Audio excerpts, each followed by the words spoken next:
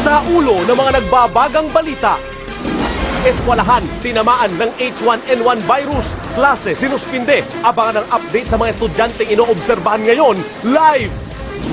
Kumpirmadong kaso ng H1N1 sa bansa, halos 100 na. Malawakang epidemya, posibleng ideklara na dahil sa pagkalat ng sakit. Mga tanong tungkol sa lumalaganap na sakit, sasagutin ng DOH live.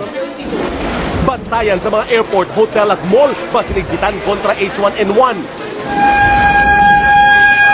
Mahigit 60 bahay naabo sa magkahiwalay na sunog.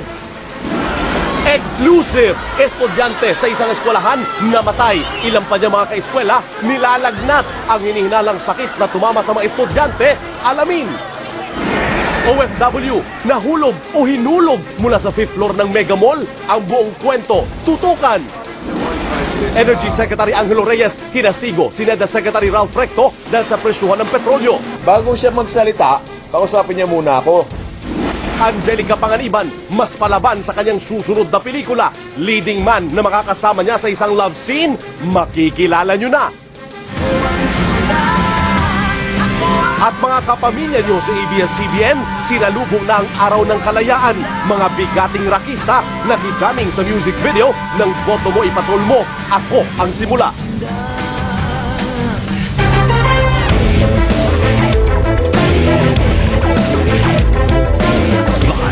Mula sa ABS-CBN News Center, Manila, ito ang TV Patrol World!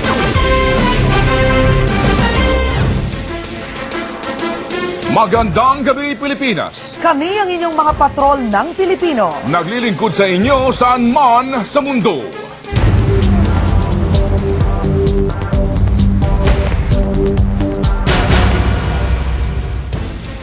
Anumang oras ay maaari nang itaas ng World Health Organization sa Pandemic Alert Level 6 ang H1N1 ayon sa Health Department.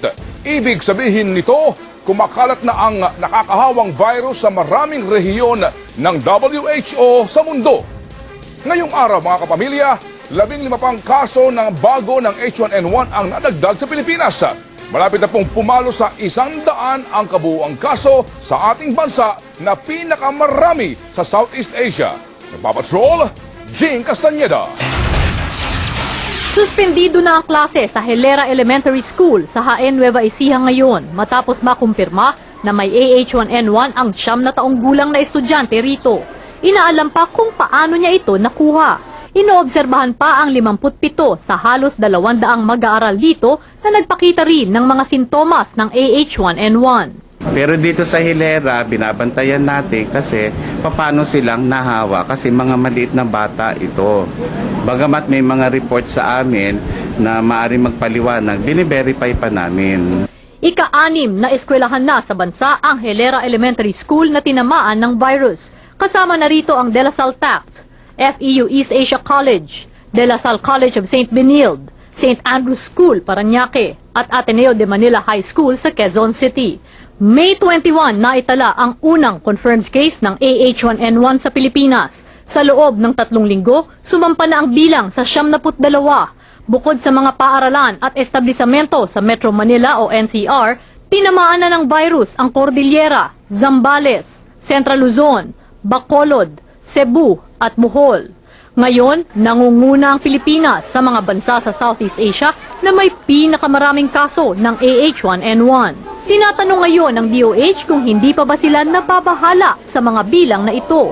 Sagot ng DOH, mild lang naman o hindi mabagsik ang AH1N1 na tumama sa bansa. At sa mundo, pababa naman daw ang bilang ng namamatay sa AH1N1.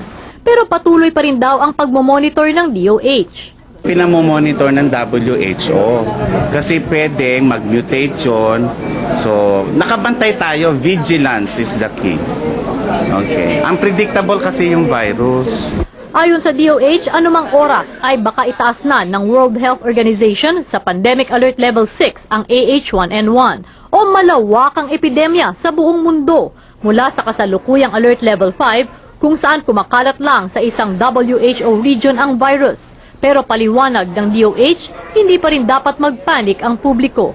The pandemic alert system of the WHO is limited to geographic spread of the virus. In other words, it hasn't really integrated a severity criterion.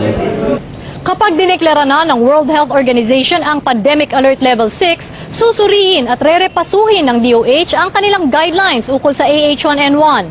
Alinsunod na rin ito sa kanilang napagkasunduan sa WHO. Jing Castañeda, Patrol ng Pilipino. Umabot na rin sa Bacolod ang H1N1.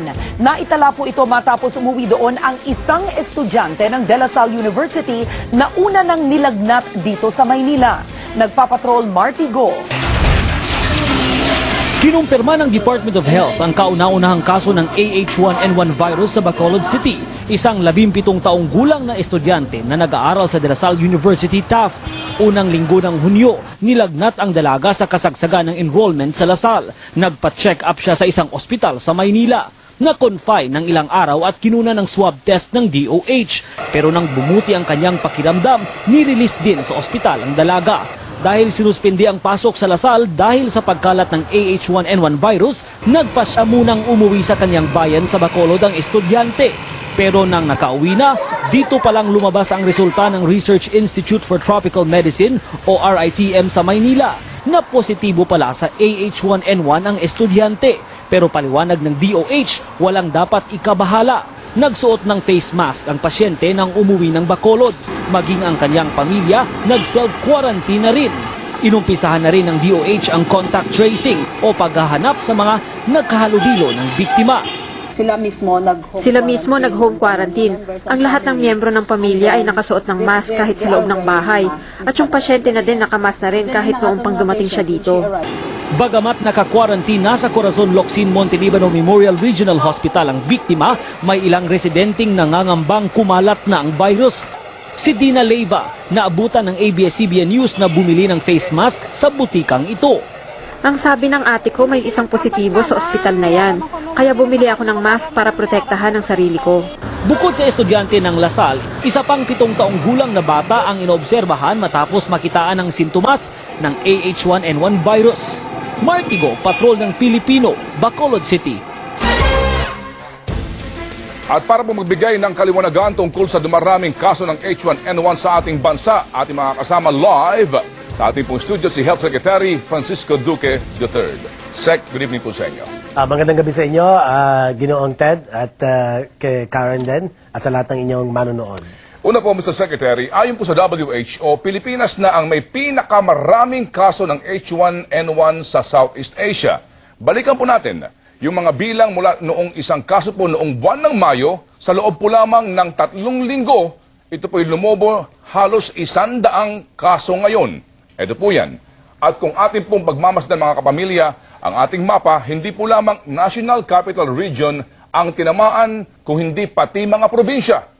Ito po'y nakakabahala na po pag Ginoong Kalihim o ito ho ay maaring ma-consider na anong alert level na sa ngayon sa ating bansa? Well, hindi naman ito nakakabahala at ito'y sinabi natin sa mga nakaraan pahayag natin na dahil masigasig ang ating contact tracing ay talagang aasahan natin na tataas ang bilang ng mga AH1N1 cases sa Pilipinas. At ang mismong WHO na nga nagsabi na ang ating surveillance at ang ating contact tracing as means of containment ay very effective. Paano ho natin masasabi na ang pangyayari o pagdami po ng bilang ay nakakabahala na? Mr. Secretary? Alam natin, sa Estados Unidos ay lampas 10,000, sa Mexico lampas 6,000, yung mga ilan bansa ay lampas-lampas, libo-libo ang kanilang mga bilang. So yung sa atin ay hindi naman ganun kataas at sa Southeast Asia naman, kung atin pagbabatayan ang populasyon natin na 90 million, itong 92 cases ay hindi naman kataasan. Ang Singapore nga na 4 million lang yata ang kanilang population, 15 na ang kanilang kaso. So, bago po umabot ng 1,000 ang kasong ito, dumaan muna ho ng 100. Tama ho kayo. Hindi kaya po sa panahong ito ngayon, dapat na mas maging agresibo ho ang kagawaran po ng kalusugan? Well, ang inaantay natin, ang rekomendasyon ng WHO, anytime ay lalabas ang kanilang recommendation na mukhang yung ating contact tracing, yung ating containment measures para maiwasan ang pagkalat ng virus, ay baka kinakailangan lumipat na tayo doon sa tinatawag na mitigation. Ay, ibig sabihin po nito, early detection na lamang po at kaagaran, bigyan ng lunas at gamot ang mga nakilalang mga kaso ng AH1N1. Dahil aminado na ho ang WHO at ilang pang mga nagpakadalubhasa sa larangan ng AH1N1 ay ang containment measures mukhang ineffective na. Lalo na kung meron na hong community outbreak. Opo. So kanina ho sa inyong press conference, Secretary, binanggit po ninyo na kinover po ito ni Jean Castañeda na mild nga lamang ninyo itong H1N1 sa ating bansa at mababa lamang yung mortality rate sa mundo. Pero hindi kaya ito po nga, yung pong pangamba ng ilan na baka ito ay mag-mutate o para bagang lumakas at kalaunan po hindi maagapan at magkaroon na ho ng problemang beyond your control? Posible ho yan. Ano ho? Pero itong mga nagdaan na isang buwan at kalahati, ay lumalabas na yung virus ay pareho naman. Hindi naman nagpakita ng karagdagan na bagsik. At nakikita naman natin patuloy na dumadami ang kaso. Pero ang bagal naman ng pagtaas ng mga kaso ng mga mamatay. Yung pong sa Bacolod, Secretary, yung estudyante po na may lagnat na galing sa Maynila, bumiyahe pa papunta ng probinsya. Yung pala nga po, ito ho ay positive na meron pong H1N1. Ano ho ba ang dapat na patakaran talaga sa pagbiyahe po ng isang meron ng hinihinala, no? Na positive po sa H1N1 para hindi na ho kumalat pa? Hindi talaga dapat yan bumiyahe. At dapat responsibilidad yan ng isang mamamayan na kapag siya'y kumpirmadong meron ng AH1N1, dapat huwag na siyang lumayo o huwag na siyang lumabas ng kanyang tahanan o kung saan man siya nakatira. Doon na lamang muna siya at mag-self-quarantine. Para nang sa ganon, ay yung banta ng pagkalat ay hindi ganoon kabigat.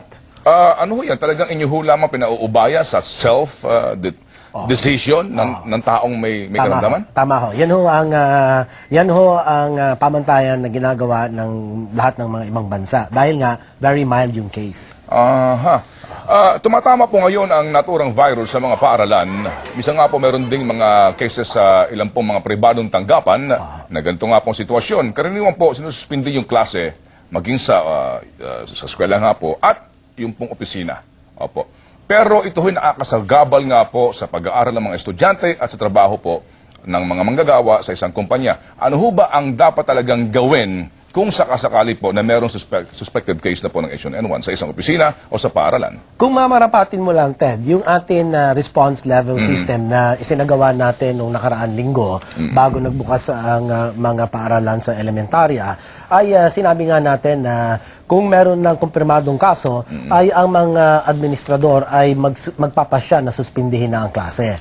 Pero magbabago ito lahat. Inaantay natin yung WHO na ngayong gabi ay magkakaroon sila ng panibagong anunsyo at batay sa kanilang anunsyo naman ay magbabago ang ating mga patakaran. So, Lunes, itong darating na linggo, ay baka wala na tayong class suspension. Kung meron pong identified na H1N1 case sa ating pamilya, paano po yung sistema ng quarantine sa loob ng bahay? Kinakailangan bang, ano ho ang panuntunan dyan, Secretary?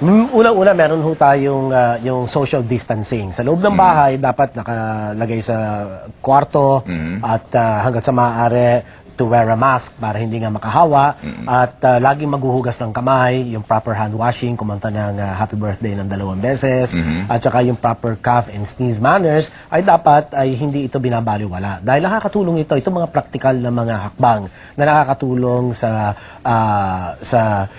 pagpigil ng paghawa nitong virus na. Habang ginagamot yung pasyente? Habang ginagamot yung pasyente. Kasi yan naman after mga 3 days, 4 days, magaling ka na yan.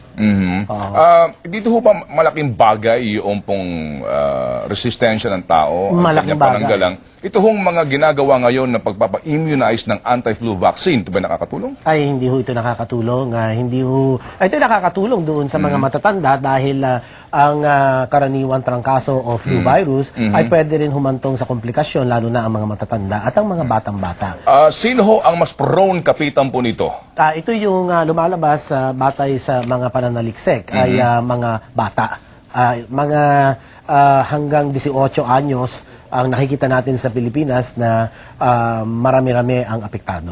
Opo, thank you so much, Secretary. Ito ho lamang po yung ating inuulit na mga informasyon para ho sa kabatiran po ng lahat, para ho sa ating kapakanan. Sec, thank you for your time. Maraming salamat. Good night, sir, and good luck. Thank you very much for the opportunity. Samantala. Thank you.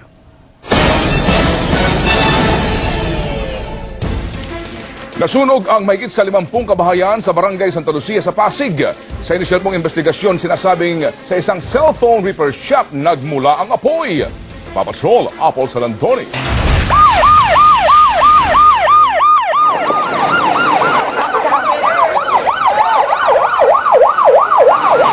Halos mamula na ang langit sa laki ng apoy na lumalamon sa mga bahay dito sa East Bank, Barangay Santa Lucia sa Pasig. Alas 2:30 kaninang madaling araw. Dapat ito matanggal to baka maabot na ng apoy ito Maya-maya, dumating na ang mga bumbero. Hirap silang pasukin ang lugar dahil kailangan pa nilang bumaba sa pampang para maabot ang mga bahay. Habang pilit na inapula ng mga bumbero ang sunog, ay dali-dali namang nagsisilikas ang mga residente dito sa katabing bahay para maisalba pa nila ang kanilang mga kagamitan. Labis ang panghihinayang ng mga residente, tulad ni Aling Evelyn. Naubos nga po lahat ng gamit namin. Siyempre, kumbaga parang panibago na naman po sa hirap po ng buhay ngayon. Magkahalong takot at lungkot naman ang nadarama ng 9 na taong gulang na si Reka. Masakit po na mawalan po ng bahay. Bandang alas 3 na madaling araw nang magdeklara ng fire out ang mga bumbero. Wala namang nasawi sa insidente. Samantala, dinala ng mga tanod sa barangay hall ang lalaki ito na nakilalang si Rene Pineta. Katiwala sa cellphone repair shop na pinagmulan umano ng sunog. Nagsasayang umano sa shop si Pineta nang sumiklab ang apoy, bagay na kanyang itinanggi. Hindi pa ako nag-uumpisa na nagsayang, sunog na ikwan, pumutok na ilaw. Iimbestigahan pa ng Bureau of Fire si Pineta. Apos Halandoni, Patrol ng Pilipino. Sa Cagayan de Oro City, nilamon din ng apoy ang 20 bahay. Kaya ngayon, tiis muna sa evacuation center ang nasunugang pamilya. Nagpapatrol Rod Bolivar. Parang pinagsuklaban ng langit si Aling Tita na walang nagawa kundi panuurin na lang ang kanyang bahay habang nilalamon ng apoy. Kakagaling ko lang sa trabaho, ang sakit ng dibdib ko. Isa ang kanyang bahay sa 20 nasunog sa Barangay Carmen sa Cagayan de Oro City alas 10 ng umaga kanina. Ang mga residente nagkumahog sa pagsalba ng kanilang mga gamit. Ang tricycle na ito pinagtulungang hilahin para mailayo sa nagngangalit na apoy. Dahil gawa lang sa kahoy ang mga bahay, hindi na napigil ang mabilis na pagkalat ng apoy. Isang oras pa ang lumipas bago tuluyang naapula ang gahiganting sunog. Iimbestigahan naman ng Bureau of Fire Protection kung ano ang dahilan ng sunog na lumamon ng 1.2 milyong pisong halaga ng ari-arian. Pansamantalang naninirahan sa mga evacuation center ang 33 pamilyang nawalan ng tirahan. Rod Bolivar, Patrol ng Pilipino, Cagayan de Oro City.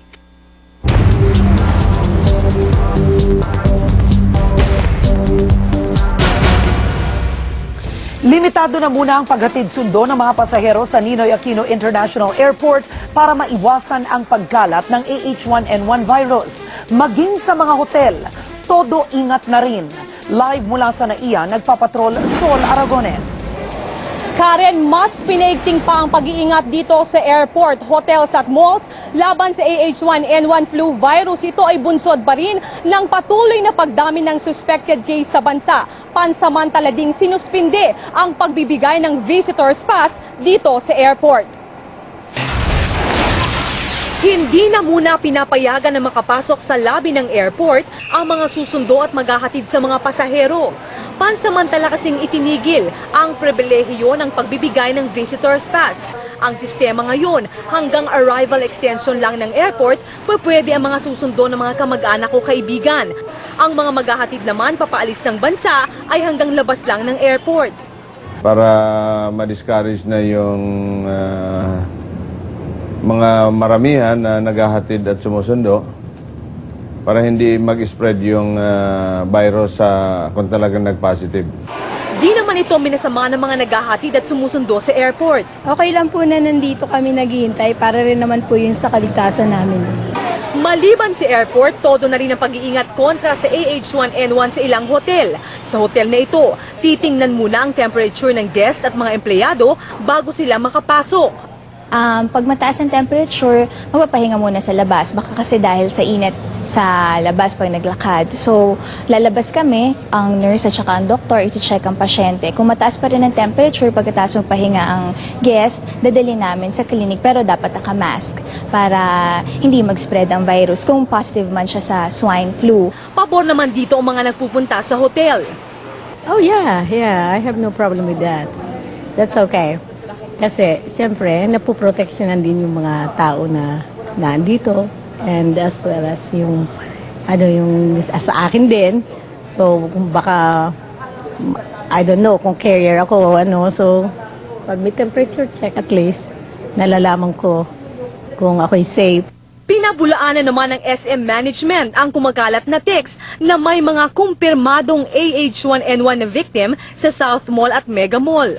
Wala raw kakayahan ng mall na magdeklara ng kumpirmadong kaso.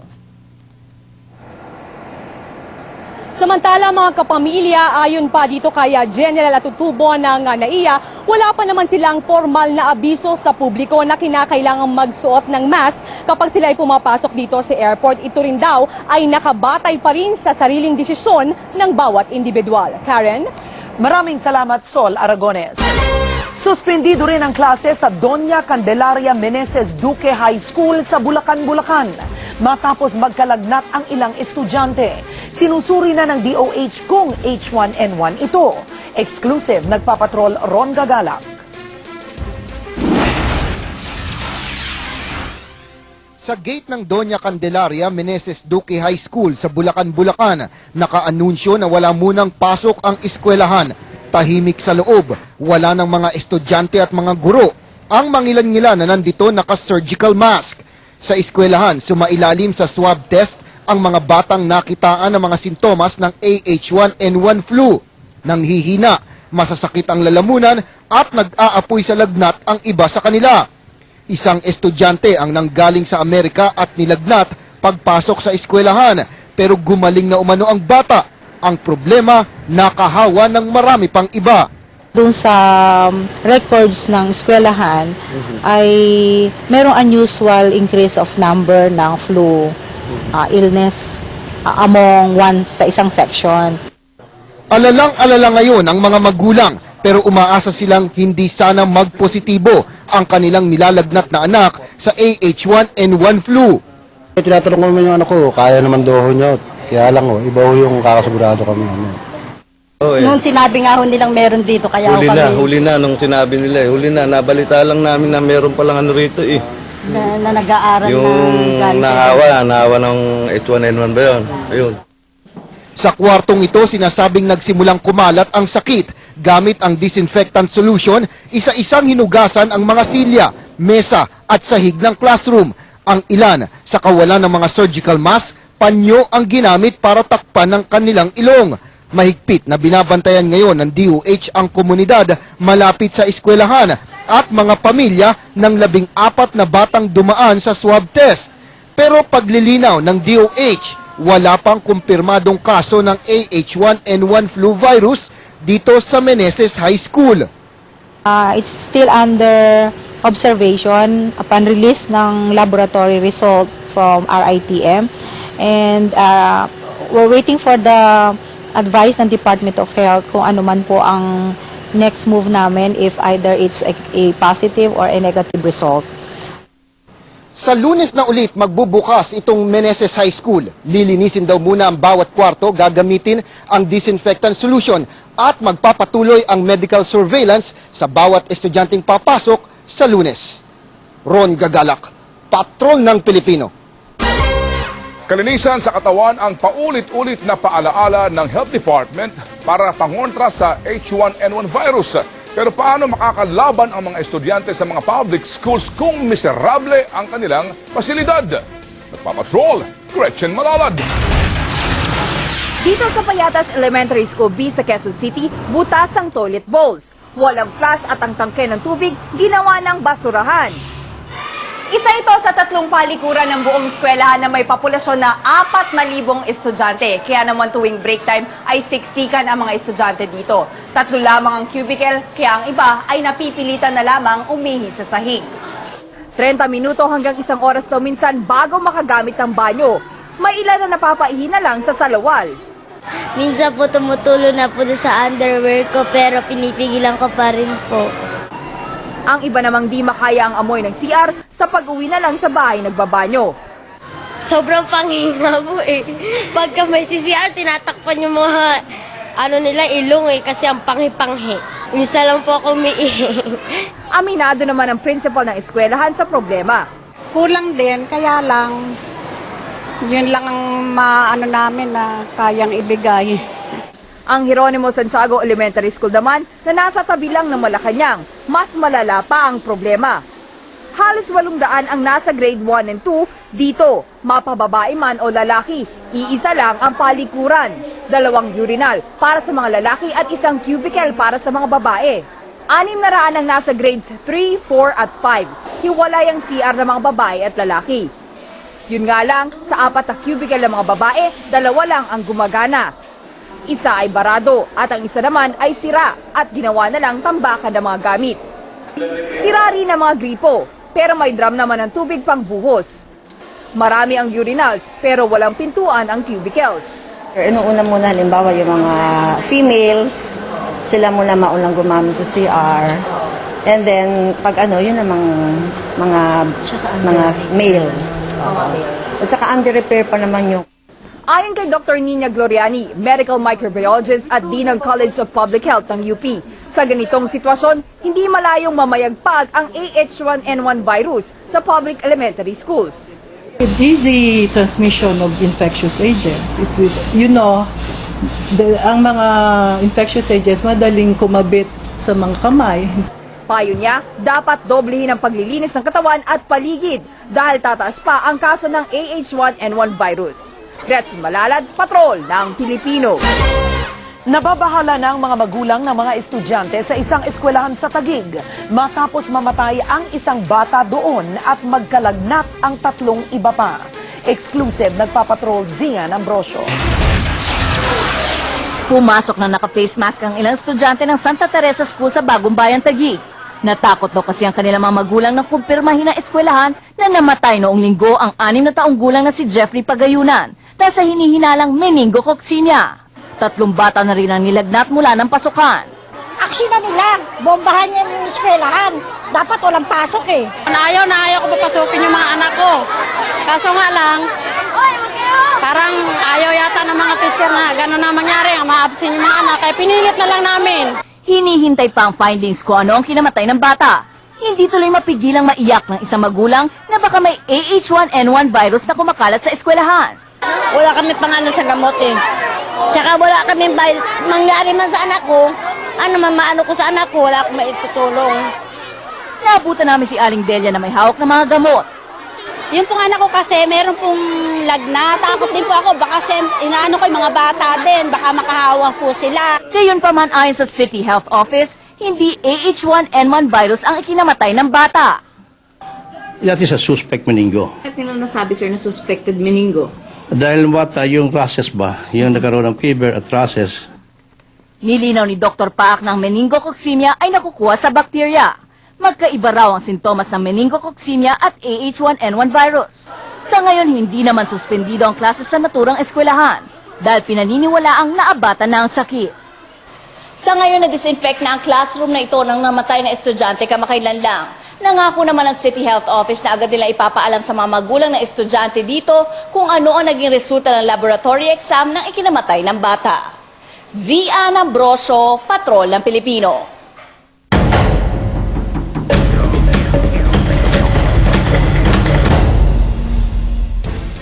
Naunang sinalubong po ng inyong mga kapamilya sa ABS-CBN ang Araw ng Kalayaan. Isang sabayang flag raising ceremony ang ginanap sa iba't ibang bahagi po ng bansa kanina para maipaabot ang mensahe ng pagbabago at pag-asa. Nagpapatrol, Atom Araulio. Bumaha ng kulay puti sa Eugenio Lopez Jr. Communication Center kaninang umaga para sa taunang flag raising ng ABS-CBN. Mula Luzon, Visayas at Mindanao at pati sa iba't ibang panig ng mundo, taas noong iwinagayway ng mga kapamilya ang mga kulay ng bandila. Nanguna sa pagkanta ng pambansang awit si Charis Pempenko.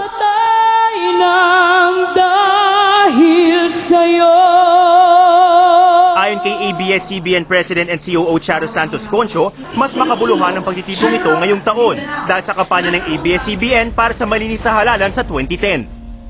Sa motto ng ABS-CBN na in the service of the Filipino, inayakap natin ang tungkulin na maging katuwang ng bawat Pilipino sa kanyang pag-ahon sa buhay. Kasabay ng flag raising ang paglulunsad ng bagong music video ng Boto Mo'y Patrol Mo, Ako Ang Simula. Nagsama-sama ang mga bigating rakista ng bansa tulad ni Rico Blanco, Raymond Marasigan ng Sandwich at Aya De Leon ng Imago. Pinangunahan naman ng chairman at CEO ng ABS-CBN na si Gabby Lopez ang pagpaparehistro para maging boto patroller. Ang mensahe natin sa mga kababayan ay ito: laging mayroong pag-asa. Kung laging makakapitan natin ng isa't isa, kung laging may kabayanihan, ang bawat isa sa bawat araw. Bahagi ito ng panawagan ng ABS-CBN sa lahat na maging simula ng pagbabago sa darating na halalan. Atom Araulio, Patrol ng Pilipino.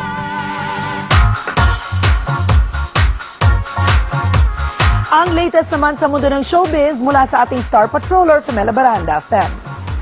Karen, dahil sa tagumpay ng Only You, Angel Locsin binansagang primetime princess. Palaban naman si Angelica Panganiban. Ang mainit nilang love scene ni Gabby Concepcion, ipapakita namin for the first time. Nagpapatrol, Mari Damawal. Ang ganda ni Angel sa kanyang pictorial para sa latest niyang endorsement. Abot-abot ang swerte ni Angel hindi lang bilang modelo, kundi dahil na rin sa mataas na rating ng Only You. Salamat po at sana mas magustuhan niyo pa itong mga darating na kwento kasi mas pinapasarap po namin yung mga kwento namin. Hindi naman malaman ni Angel kung paano tatanggapin ang bagong bansag sa kanya bilang prinsesa ng ABS-CBN Primetime. Ayun, Tara, hindi po, wala yun. Tadmayin niyo na lang po. Ayoko yung prinsesa eh. Ayokong, mahirap yun eh. Ayokong ganun-ganun eh. Sa akin, katrabaho lang ako. Samantala, marami ang gugulatin ni Angelica Panganiban sa mas palaban niyang imahe sa mga susunod niyang pelikula. Muling pumirma ng 2 taong kontrata si Angelica sa Star Cinema at ngayon pa lang, usap-usapan ng love scene nila ni Gabby Concepcion sa bago nilang proyekto. Mas confident ako na magpakita ng medyo mas maraming skin kaysa nung umpisa, di ba? Kasi siguro nga komportable ako sa mga taong nakakatrabaho ko. Ayaw namang isipin ni Angelica na pag-uugatan ng problema nila ng nobyo niyan si Derek Ramsey ang eksena nila ni Gabby. Basta ginawa lang daw niya ang nararapat at walang dapat ikabahala si Derek. Sa tanong kung napanood na ni Derek ang eksenang bigay na bigay daw siya. Hindi, no? Hindi nga niya alam, oh. Pag napanood na to, alam na niya. Game man si Angelica sa lahat ng tanong. Dead man naman siya sa isyong alitan nila umano ni Christine Reyes. Insecure daw sa'yo si Christine Reyes. Basta po pumirma akong kontrata ngayon, saka wala siya dito. Samantala, tuloy na tuloy naman ang World Concert 2 ng ABS-CBN Star Magic Talents sa June 27 at 28. Inaasahan ang pagdagsa ng mga kababayan natin sa Los Angeles at San Francisco, California sa special shows ng mga bituin tulad ni Kim Chiu, Gerald Anderson, Piolo Pascual, Sam Milby at marami pang iba. Tampok din ang mga bigating singer na kinabibilangan ni Jed Madela, Richard Poon at Pinoy Dream Academy stars. Mario Dumawal, Patrol ng Pilipino. At susunod, 4 na hinihinalang kidnapper patay ng makipagbarilan umano sa mga pulis. Exclusive, 1 taong gulang na bata nalunod sa timba ng tubig. Bago siya magsalita, kausapin niya muna ako. Ano ang ikinangingit-ngit ni Energy Secretary Angel Reyes? Alamin! Concert ng Pussycat Dolls, papasyalan natin live. At Charis, merong mamahaling regalo para sa kanyang sarili. Kung ano ito, malalaman niyo yan sa pagbabalik ng TV Patrol World.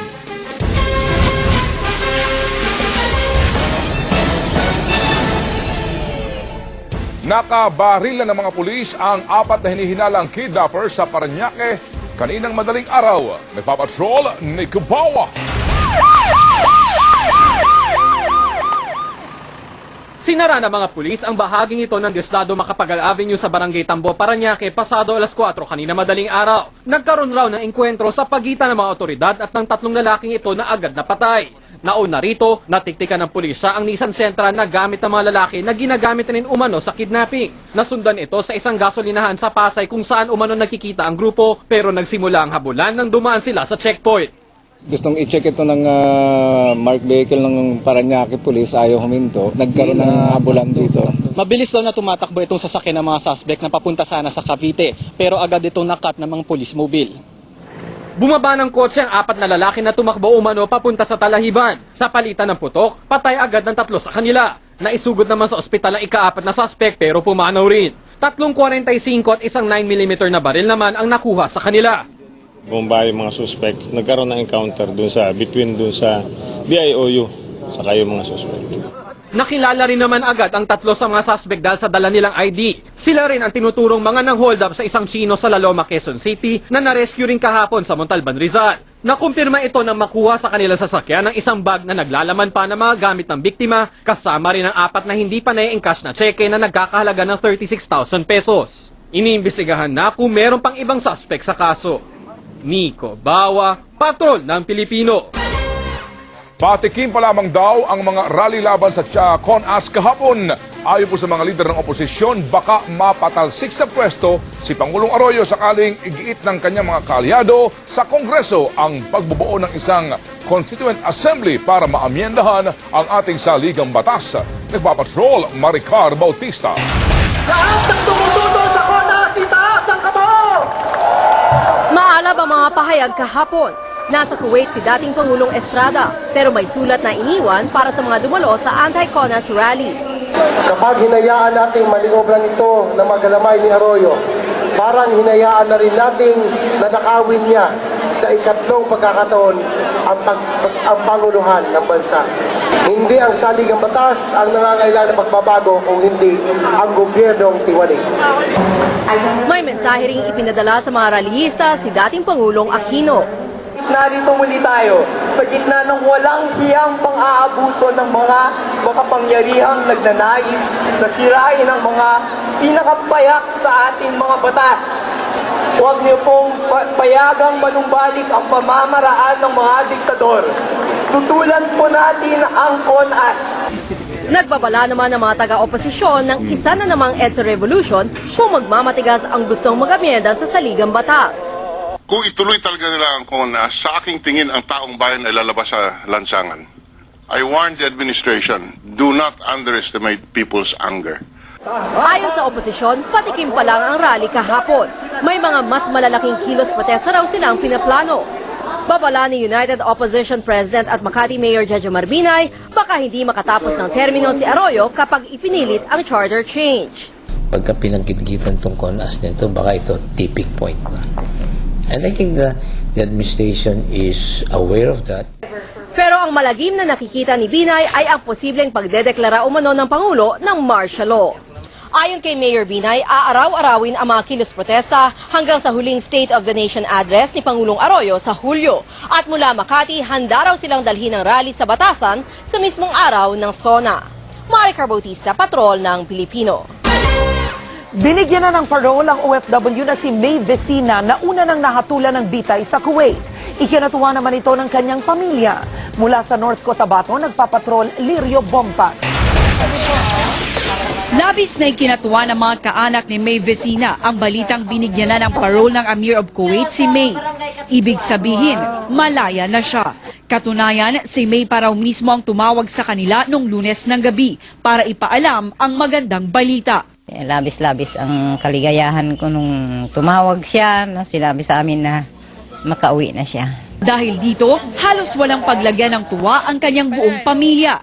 Mang, sana masayang-masaya ka na at masaya rin ako ay kasama na tayo. Masaya ka ba? Opo. Bakit? Kauwi si Mama. Nahatulan ng bitay si May noong 2007 matapos masangkot sa pagpatay sa kanyang batang alaga sa Kuwait. Pero di kalaunan, ibinabarin ito sa life imprisonment hanggang sa tuluyang nabigyan siya ng pardon. Ako'y masayang-masaya dahil dininig din ng Diyos ang aming panalangin para kay May Vicina.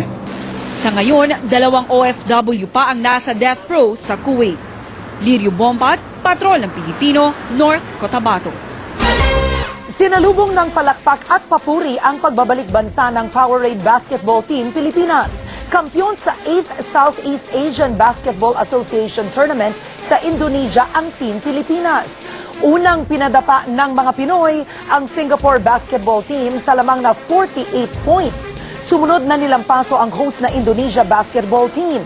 Inaasahang muling sasali ang koponan ng Pilipinas sa Jones Cup sa Taiwan bilang paghahanda na rin sa FIBA Asia Championship sa China at pag-asang makapasok naman sa 2012 Olympics sa France. May low pressure area pa rin 600 kilometers east of Mindanao. Malayo ang low pressure area at walang epekto sa panahon. Samantala, may mas malakas pang low pressure area ang papalapit sa bansa na may malaking posibilidad na lumakas at maging bagong bagyo. Maganda ang panahon sa Luzon, maaraw sa umaga at tanghali, katamtaman ng init sa Metro Manila sa 32 degrees Celsius. Makulimlim naman sa Visayas, tulad ng ITCZ, maaaring umulan sa Iloilo, Aklan at Negros.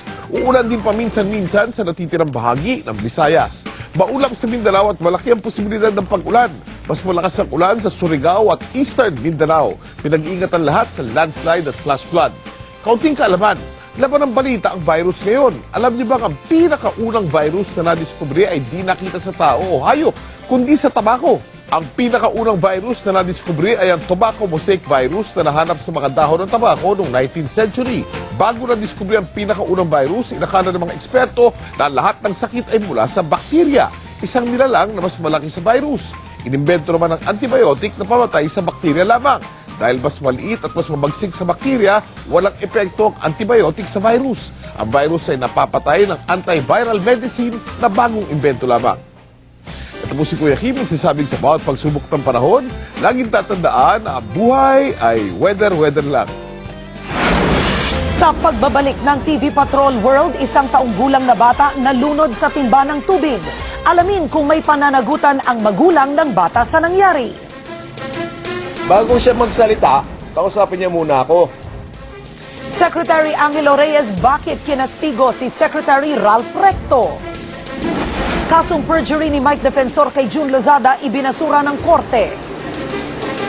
Mga fans ng Pussycat Dolls nagsimula ng dumagsa sa concert ng sikat na grupo. At kapamilya ang music video ng Boto Mo Ipatrol Mo, Ako ang Simula. Mapapanood nyo na dito lang sa TV Patrol World.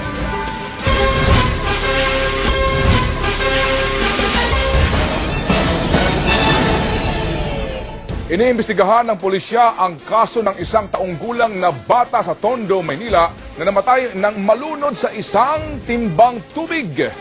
Exclusive to Papatrol, Maan Makapagal. Ng hapon na alimpungatan si Mary Rose Cabral at napansing wala sa tabi niya ang isang taong gulang na anak na si Dale. Hinanap niya ang anak sa buong bahay at nagulat siya nang makita ito sa banyo. Nakasubsob ang kalahating katawan sa loob ng timba.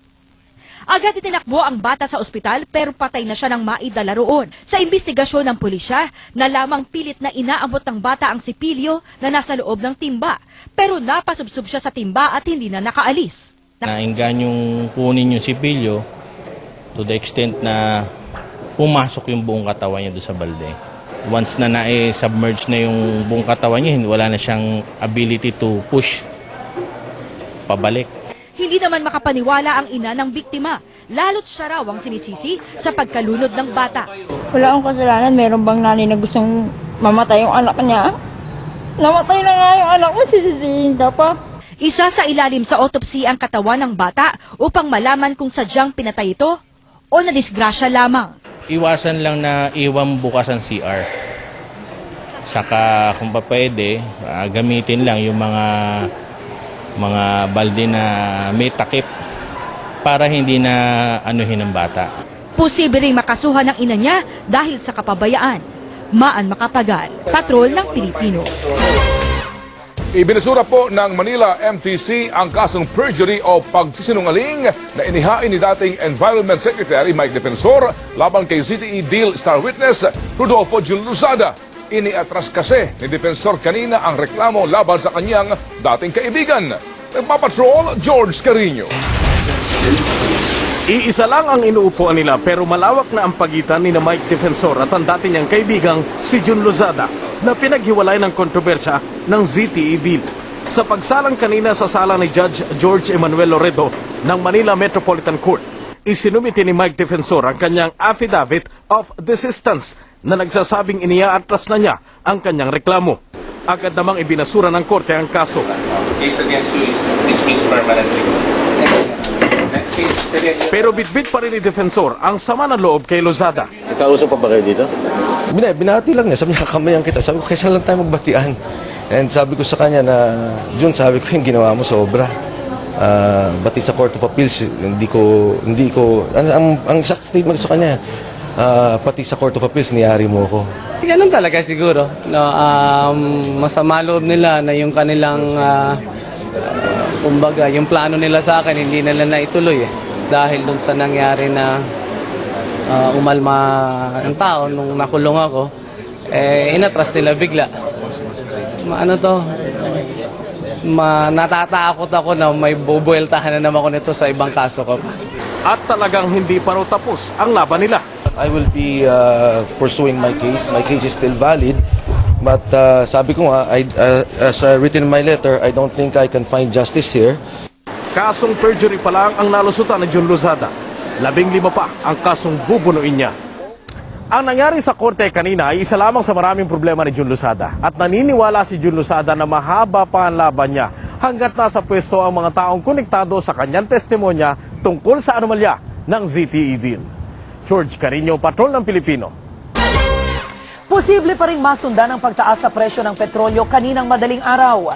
Nagbangayan naman ang dalawang miyembro ng gabinete sa presyuhan ng petrolyo. Nagpapatrol Alvin El Chico. Ayaw tantanan ni NEDE Secretary Ralph Recto ang presyo ng petrolyo. Sobrang mahal pa rin daw ang bentahan ng diesel at gasolina sa Pilipinas. Kaninang madaling araw lang, tumaas na naman ang piso ang litro ng diesel, 50 centavos naman sa gasolina. Giit ni Recto, noong nagkaharap sila ni Energy Secretary Angelo Reyes, wala namang ipinakitang kwenta mga oil company. Tingin ko hindi fair and reasonable yung presyo. They had no computations. They did not present anything. Nang tinanong kung iisa lang ba ang posisyon nila ni Reyes na sobra ang presyo ng petrolyo. Tanungin mo siya, hindi ako. Kung pareho ang posisyon namin. From your answer, Kami, meron kaming posisyon. Pero nairita si Reyes sa paulit-ulit na deklarasyon ni Recto na sobra-sobra ang presyo ng petrolyo. Bago siya magsalita, kausapin niya muna ako. Yun ang usapan namin ngayon nagsasalita na naman, hindi na naman ako kinakausap. Hindi na maganda ito. Para kay Reyes, kaya tumataas ang presyo sa Pilipinas dahil talagang nagmamahal ang langis sa world market. Pero nung pina-explain ko naman si Secretary Recto, saan niya nakuha yung 8 pesos, hindi naman niya ma-explain. Interpolation, wala naman nakakaintindi sa kanya. Wala naman scientific basis. Pati yung stock niya, hindi siya maintindihan. Pero habang nagbabangayan ang dalawang miyembro ng gabinete, nagbabadya na namang tumaas ang presyo ng diesel at gasolina sa susunod na linggo. Dahil sa unang 3 araw ng linggong ito, pataas pa rin ang presyo ng petrolyo sa international market. Pero hindi naman daw ito kasinlaki ng itinaas ngayong linggo. Sa ngayon, around 30 centavos yung increase niya from last week. Kaya tuloy ang mga transport group, agad na pinapabawi na sa LTFRB ang 50 centavos na itinapyas nila dati sa minimum na pasahe sa jeepney. Alvin El Chico, Patrol ng Pilipino. Hindi pa rin daw bumabalik ang gana sa pagkain ni dating Pangulong Aquino dahil sumasailalim pa rin siya sa chemotherapy. May colon cancer ang dating Pangulo at sumailalim ng operasyon noon lamang Mayo. Ayon kay Senator Noynoy Aquino, 2 linggo na ang nakakalipas nang huling sumailalim ng chemotherapy si Mrs. Aquino. Ayon sa Senador, sa kabila ng paglaban sa sakit, nasusundan ni Mrs. Aquino ang nagaganap sa bansa. Hindi na raw naiwasang madismaya ang dating Pangulo dahil sa CONAS. Mas masakit daw para sa Pangulo ang paulit-ulit na anyay pagtatraidor ng mga halal na politiko sa interes ng sambayanan.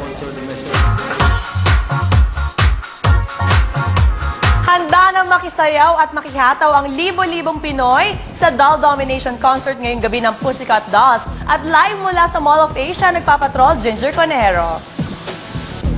Fem, ready to party na ang libo-libong fans sa Doll Domination Concert ng Pussycat Dolls dito sa SM Mall of Asia grounds.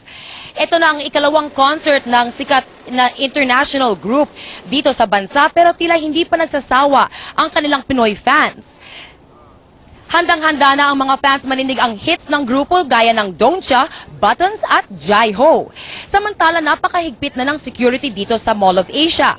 Nagbigay na rin ng konting patikim ang World Hip Hop Champions at ang front act ng Pussycat Dolls na The Philippine All-Stars.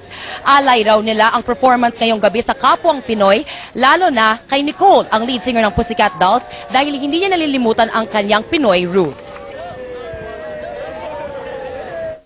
It's about to get mainit. Yun lang yung masabi namin. And we representing all the Filipinos na paramdam na din namin sa mga international act na we have just as good as a talent as the other people out there in the world. Na maybe even better, but it's for them, for you guys to judge. But we out here to have fun and really represent us Filipinos na yun nga. It's time to rise up. She's not only sexy, but she's also very empowered as a woman. Samantala, hindi naman nagpatalbog ang kid break dancers na kasama rin sa front act sa talento ng Pussycat Dolls.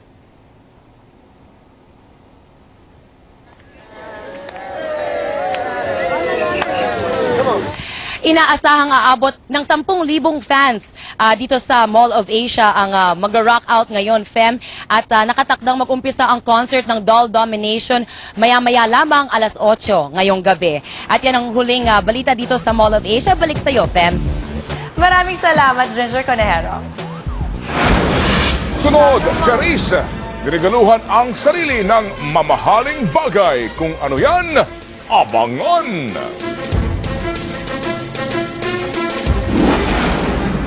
At simula na ang pagbabago. Ang music video ng Boto Mo, Ipatrol Mo, Ako ang Simula. Mapapanood nyo na sa pagbabalik ng TV Patrol World. Kinumpirma ng pamilya ng beauty queen actress na si Rochelle Barameda na ang kapatid niyang si Ruby ang isinilid sa drum, sinimento at saka itinapon sa Navotas Fishport. Kinasuhan naman ang sumukong suspect at 6 pa niyang kasabwat. Nagpapatrol Weng Hidalgo. Walang tigil sa pag-iyak ang aktres na si Rochelle Barameda matapos makumpirma ang kapatid niyang si Ruby Rose ang bangkay na isinilid sa drum, sinemento, saka itinapon sa Navotas Fishport. Nakilala nila si Ruby sa pamamagitan ng kanyang damit at alahas. Tumugma rin ang kanyang dental record. Yung hikaw niya nasuot, nandun pa rin.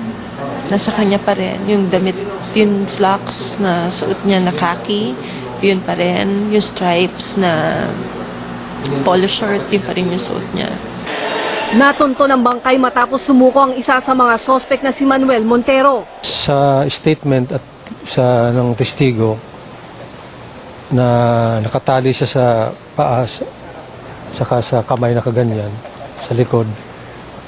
Tapos, ang pagsasabi, sinakal siya ng isang lubid.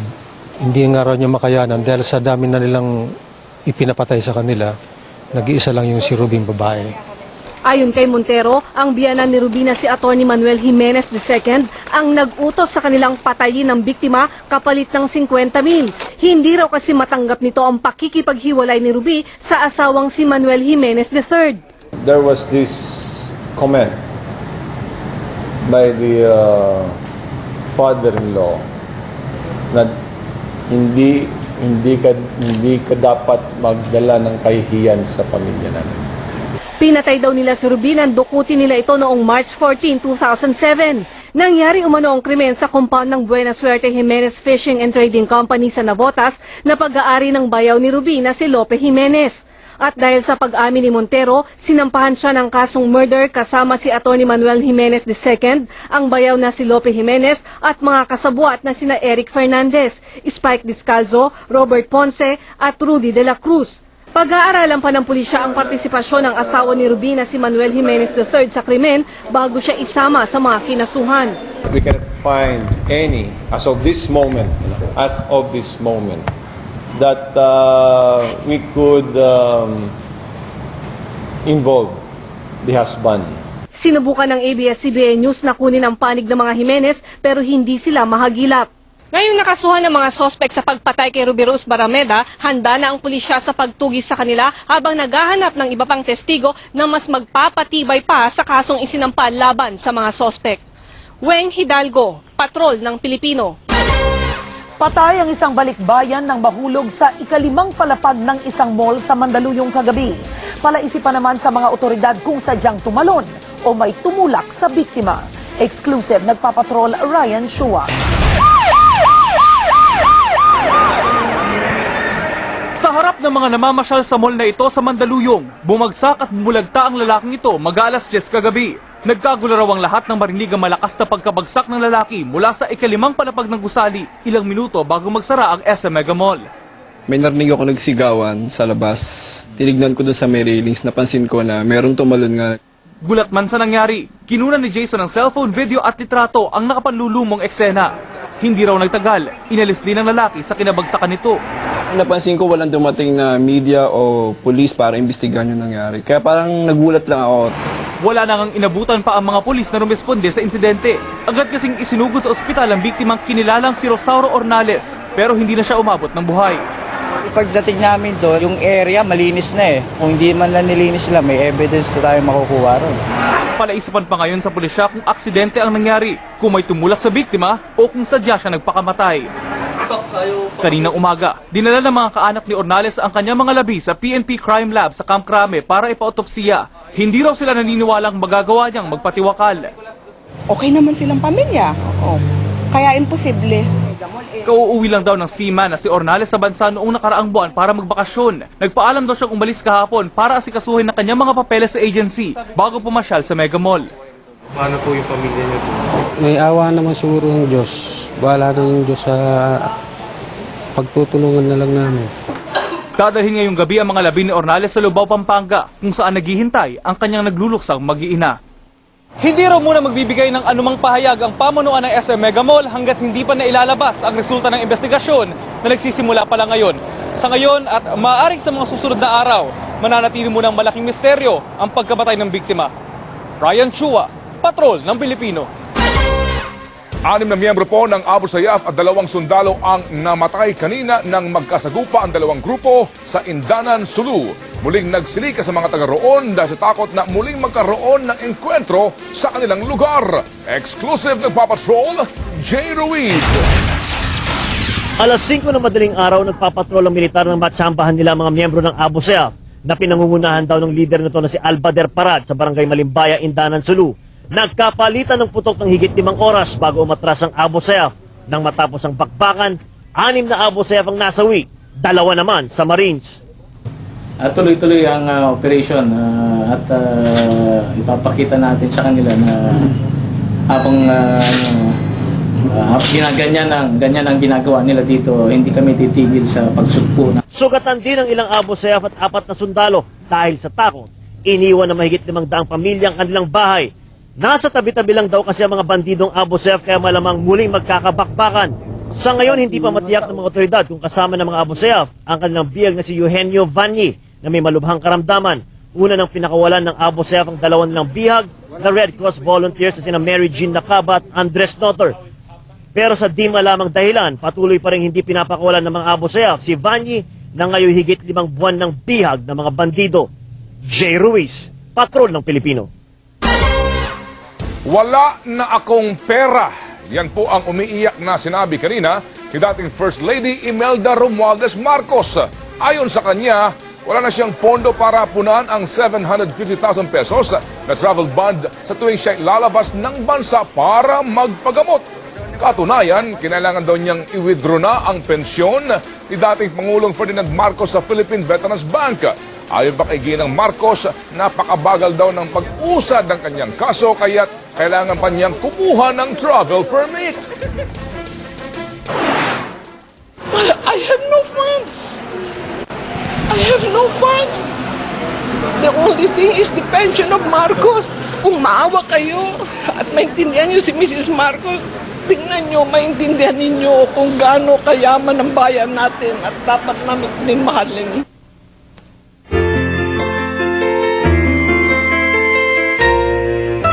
Kapamilya, isa pong magandang balita. Sa inyo pong kabutihang loob, naoperahan na po ang batang walang buta sa puwetan. 2 taon na ang hirap dumumi si Baby Vince. Ipinanganak kasi siyang walang buta sa puwetan.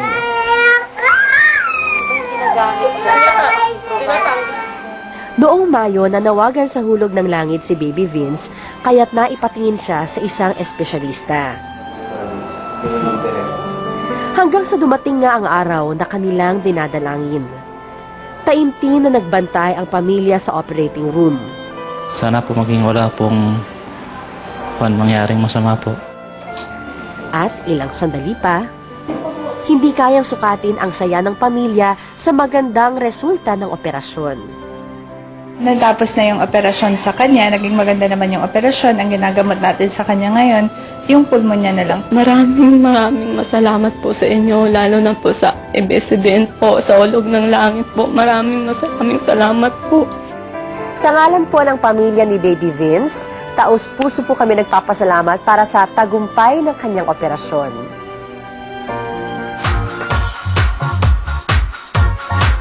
Kahit ang dami na niyang mga international performance, Charis kinabahan daw sa pagkanta ng ating national anthem. At himig ng pagbabago iparirinig na, Ako ang Simula. Nagpapatrol Mari Dumawal. Bayang magiliw, pelas ng silanganan.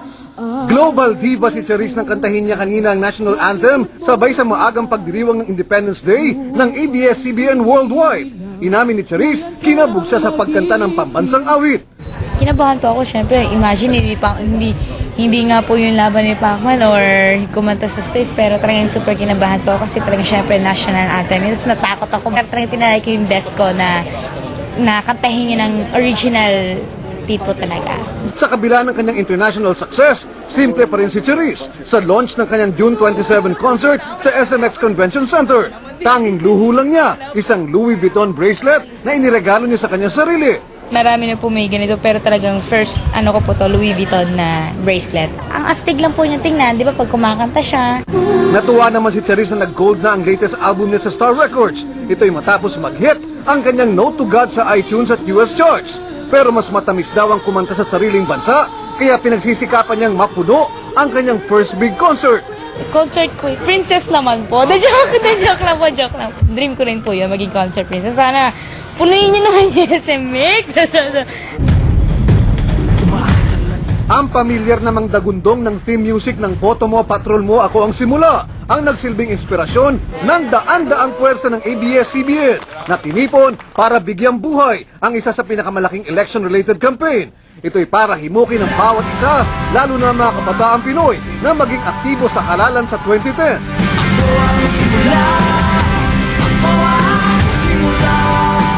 Nationwide, maraming araw at broadcast equipment ang ginugol sa campaign project para iparating ang mensahe ng pagkakaisa para sa pagbabago.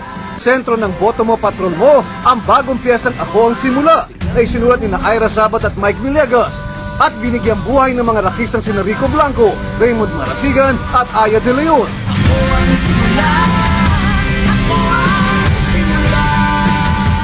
If you want change, you just gotta start with yourself. Yan, Ako ang Simula. Mario Dumawal, Patrol ng Pilipino. Long weekend po mga kapamilya, walang pasok bukas kayo. Dahil po bukas ay Independence Day. Abangan niyo po ang espesyal na edisyon ng TV Patrol World sa muling pag-arangkada ng Boto Mo, Ipatrol Mo, Ako ang Simula. At yan po ang mga balitang nakalap sa aming mas malawak na pagpapatrol. Kami ang inyong patrol ng Pilipino. Naglilingkod sa inyo saan man sa mundo at kaisa ng bayan sa pagsisimula ng pagbabago. At narito na po ang ating music video ng Boto Mo, Ipatrol Mo, Ako ang Simula.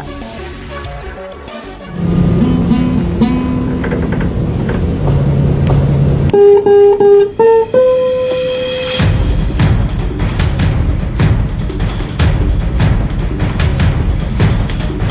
kailan nananalangin? Hanggang kailan nakapasaliw? Umaasa lang sa ipag-crash. Hanggang ganito lang ba talaga? Hanggang ganito lang ba talaga? Hanggang ganito lang ba talaga? Boto mo, ipatrol mo. Boto mo, ipatrol mo. Boto mo, ipatrol mo. Boto mo, ipatrol mo. Bulag na mata at gising na tenga, mga daliri na nagkakaisa. Sa bawat kilos makakalampag, siglab ng umaga magliliwanag, magliliwanag.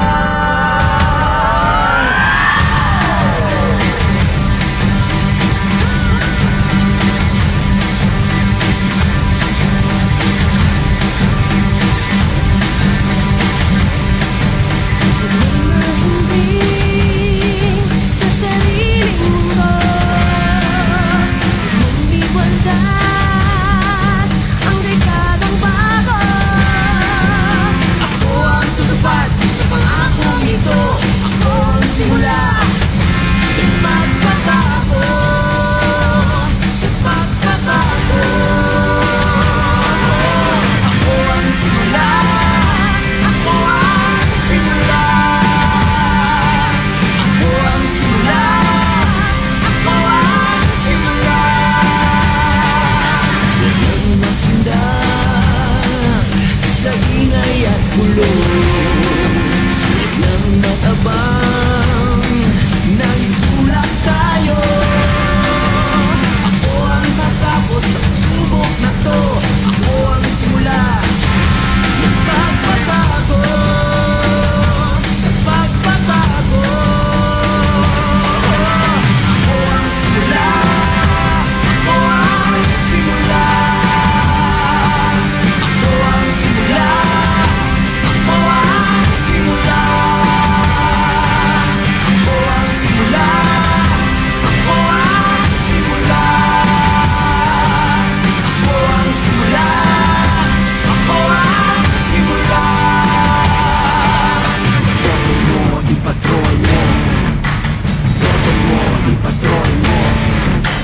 Boto mo, ipatrol mo. Boto mo, ipatrol mo. Siak Sugapo. Ako ang panugod. Ako ang mapuon. Ako in tumagna. Siak Iturugi. Iyo ay prinsipya. Ako in panibatan. Ako ang sinugan. Ako ang simula. Ako ang simula.